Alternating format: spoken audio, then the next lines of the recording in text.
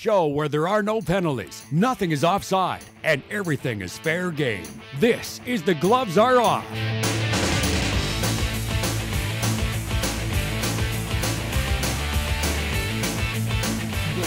Welcome to the set of The Gloves Are Off. Joining me, as always, my coffee critic, Brian Kern. How are you doing, Brian? Well, first of all, I think I'm doing great, but you should tell people what you're drinking. But don't tell them where it's coming from. Just tell them what you're drinking. Okay, because I had someone deliver me one when we were doing the camp out. It is a grande chai latte, half soy, half non-fat, no water. Jenna Bridges taught me that one. Just vomit right there. Yeah, it's delicious.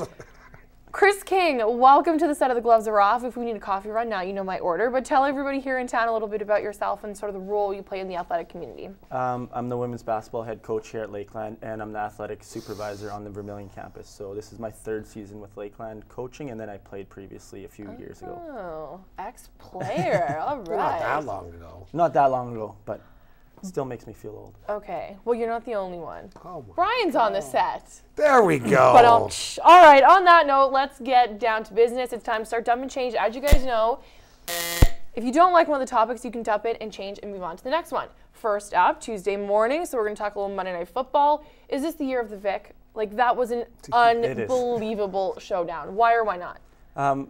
Basically, I think he's got so much to prove now that he's came back. Yeah. And he always was one of the best quarterbacks in the league, but I think now he wants to prove it to everyone, and he's got a good team around him.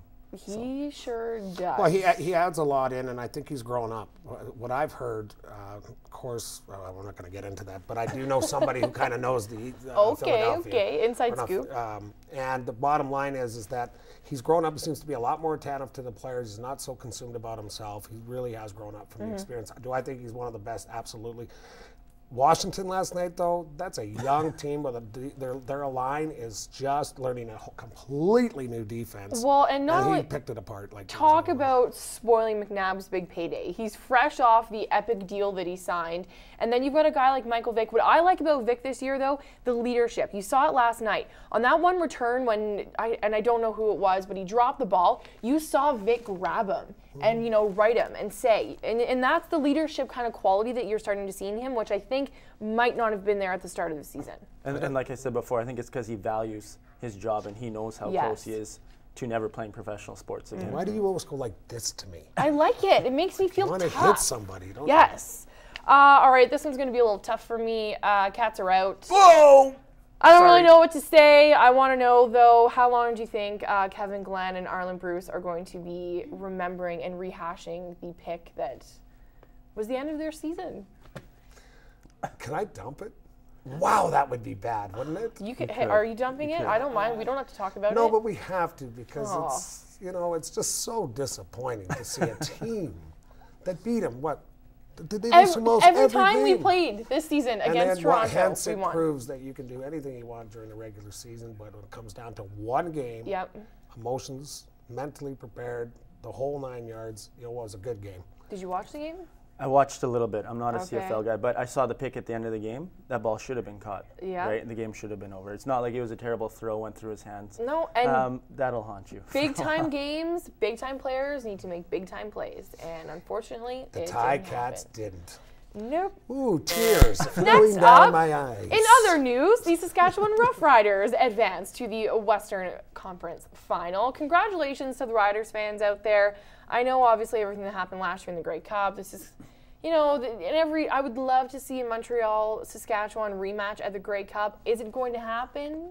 I don't know. They got to get through Calgary first. I'd like you to tell everyone what you really wrote at the bottom of your script about it. Yeah, Saskatchewan. Blah, yeah. Riders win. Yeah. After the Ticats topic, I didn't really have much to say. Are you a Riders fan, though, Kinger? I mean, are you happy for them? For CFL, yeah, I'd be a Riders fan. I watched it with a bunch of Riders guys. The volleyball coaches, they were going nuts. Great game to watch, obviously. And I think if you get the Riders in the Grey Cup, it's going to be an interesting Grey Cup. Yeah. If they get there.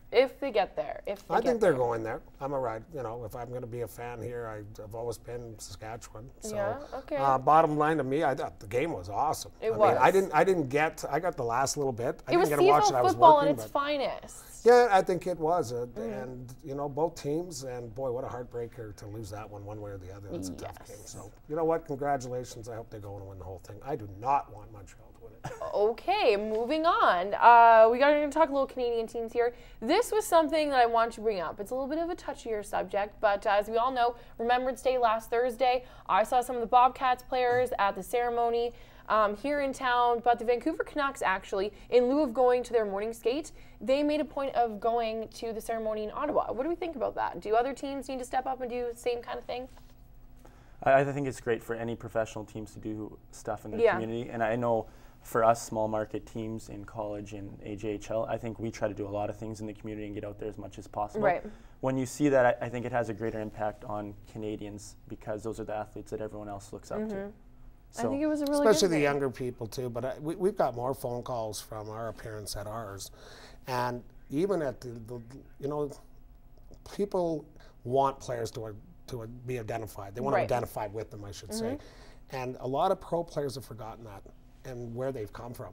And I think that's a lesson that needs to be learned. It's great to see the Vancouver Canucks. I hope their whole team went out. Is that what happened? Yeah. And I think that's good because you know what? You get to mingle with the people that are paying those big bucks to go watch you play and pay your salaries. You should have let them see your personality. First thing I thought of though too was where was everybody else, unfortunately, as lovely as it was. But moving on, we are going to stick with the NHL though. Let's talk about these All-Star game changes. Am I the only one that's excited about this? Am I the only one that thinks this is a good idea? It's already a lame game. This is the only, All-Star game out there. It has zero implications. Is this not a good thing?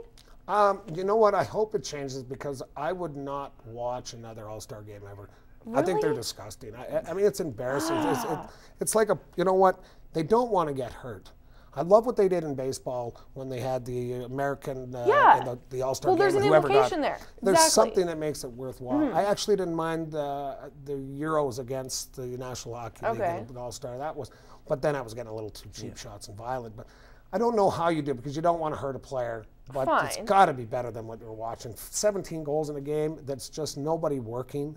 But and the other side of this is too, now you're not going to want to be picked last. No, I don't think we all know what it was like when you were a kid. I think it's going to be pre-picked. You the think guys so? will know. I think so. Like the NHL All-Star game is so wrecked at this point. I don't think you can fix But Carl, it. on the same thing, who cares if you're the last pick?